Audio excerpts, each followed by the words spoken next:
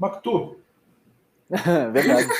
Cara, que demais. Muito... Cara, uma coisa que a gente estava falando aqui do curso de medicina em si, da sua entrada lá, me veio uma luz aqui de pensar, que é como você vê de diferente o curso de medicina na época que você fez ele, com o curso hoje em dia. Você acha que mudou alguma coisa? Tem outros focos? Ele é mais abrangente?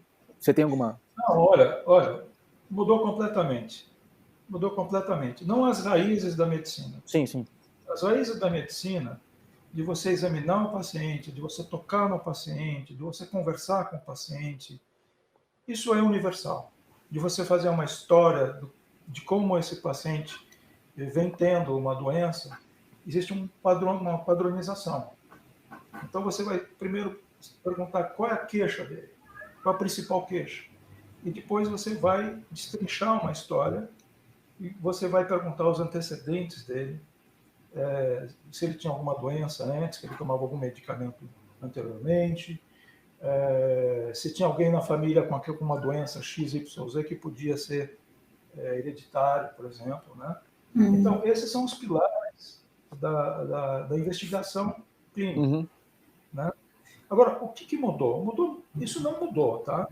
O que mudou é a questão que hoje nós temos internet, hoje nós temos... você liga um telefone, você recebe uma ligação de um residente meu no Hospital Heliópolis. Doutor Roberto, estou mandando essa imagem aqui para o senhor, que está de plantão.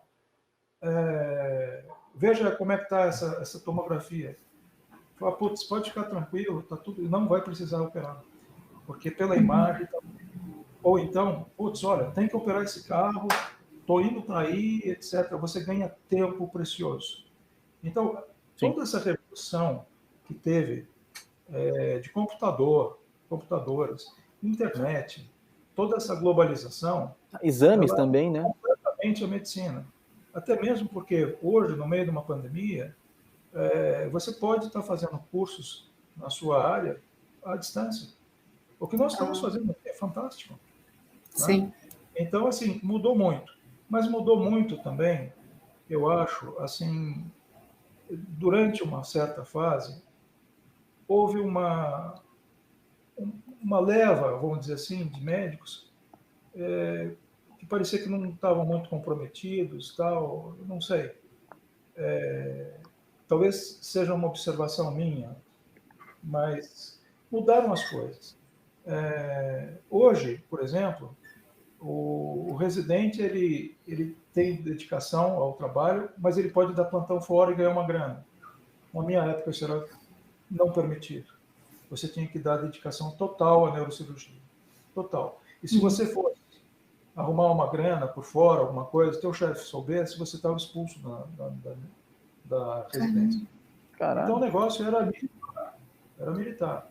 E mudou, tudo isso mudou. Hoje o residente ele tem um horário que ele tem que ter de descanso obrigatório. Isso não existia. A gente nem queria descansar, a gente queria operar. Eu falei, eu quero aprender, eu quero botar a mão na massa. Né? E hoje não. Se o residente ultrapassar o número de horas, pode dar um baita do rolo. Ele denuncia que ele trabalhou mais do que devia, não sei o quê. Putz, mudou completamente isso. Né? Entendi. Veja, tem os seus prós e contras. Quer dizer, o cara não vai operar cansado, que é um absurdo. Sim. Mas, por outro lado, se perdeu um pouco esse comprometimento. A minha residência, ela foi militar, eu diria. Militar. Porque, assim, no primeiro ano de residência, eu dava plantão dia sim, dia não. O dia não eu saía às 10 horas da noite da Santa Casa, para já entrar no dia seguinte de plantão de 24. Eu dava plantão segunda, sexta, sábado e domingo, segunda, quarta, quinta, sexta e no final de semana. Então era assim, eu dava plantão de 24 horas, quando chegava no dia seguinte, já estava de plantão, porque você saiu tarde da Santa Casa. Então, assim, meu Deus, regime absurdo. Mas a gente tocava isso aí. Eram só 4 residentes.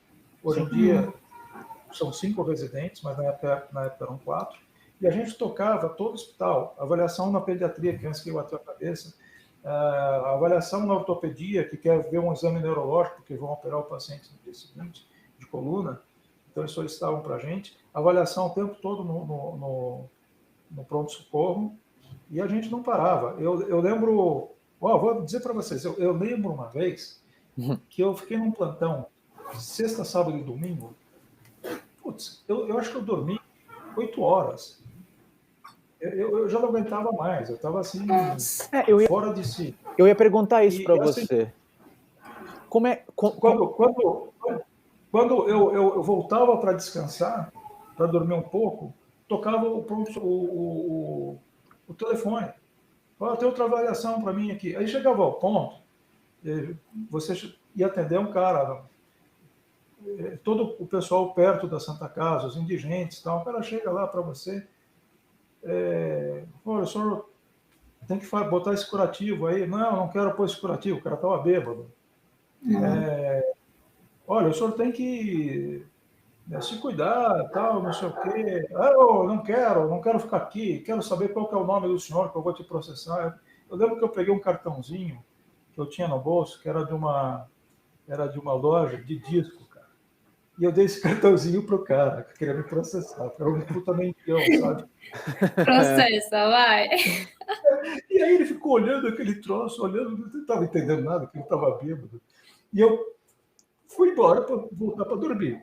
Eu fiquei muito... Olha, eu queria ser um mosquito para saber como é que esse cara acordou. E ele falou, porra, de onde veio esse cartão? Eu saí com um curativo numa mão e um cartão de uma loja de discos na outra, né? Era um cartão com um coraçãozinho vermelho, escrito loja de som, não sei o quê, discos, papapá, caramba. Nossa, que demais. Ele também se divertia, viu, cara? Olha, vou te dizer. Pô, que massa. Cara, você que trouxe aí o lance dos residentes, você comentou aqui já que você teve que fazer isso depois que você saiu da sua faculdade em si. Eu queria saber especificamente como é que é a residência de neurocirurgia. Você chega alguma hora... não, na sua época, como foi a sua? E pode ser hoje em dia como é que é? Você vê alguma diferença? Para mim era igual, mas nem sabia que podia ser diferente. Não, mudou também muita coisa. Agora, você não vem me perguntar como que você aprendeu a operar. O Ricardo, meu filho mais velho, ele fez essa pergunta para mim. Eu acho que foi uma das perguntas mais difíceis que eu já vi na minha vida. Cara, como que eu aprendi a operar? É um negócio meio doido, porque assim, não tem um livro que fala, opera assim e você vai aprender a operar.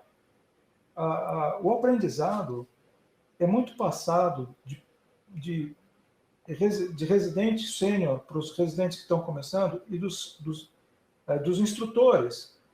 Quer dizer, você tem o chefe que ordena as coisas, Sim. Você tem os instrutores, que são os caras mais velhos, que já fizeram residência há um certo tempo.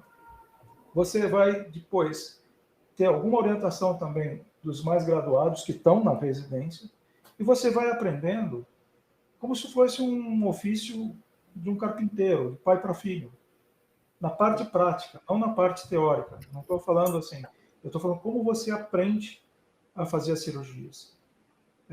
Óbvio que antes de ser neurocirurgião, de entrar na neurocirurgia, a gente teve a cirurgia geral, né? Você passa pela cirurgia geral. Sim. Parte de não só de neurocirurgia, como cirurgia geral, como parte de estômago, essa coisa, intestinos. Então, assim, ali você já vai aprendendo a dar ponto. Você já tem um treinamento, você tem um ponto que é X, Y, Z, e serve para isso, você tem um outro ponto que você dá para costurar, etc. Então, você tem um treinamento prático, sim.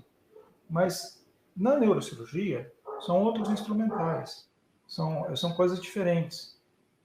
Se você comparar os instrumentos para cirurgia cardíaca e os instrumentos para cirurgia, para neurocirurgia, são instrumentos diferentes, com alguns que são que servem para as duas coisas, né? Por exemplo, na área odontológica, tem muito instrumental que também a gente tem na neurocirurgia. Vocês sabiam disso? Nossa, não vou mais no dentista, não. Então, mas, assim, mas no geral, os instrumentos são feitos para as especialidades. Sim. Então, você vai aprendendo, olhando, você vai instrumentando a cirurgia e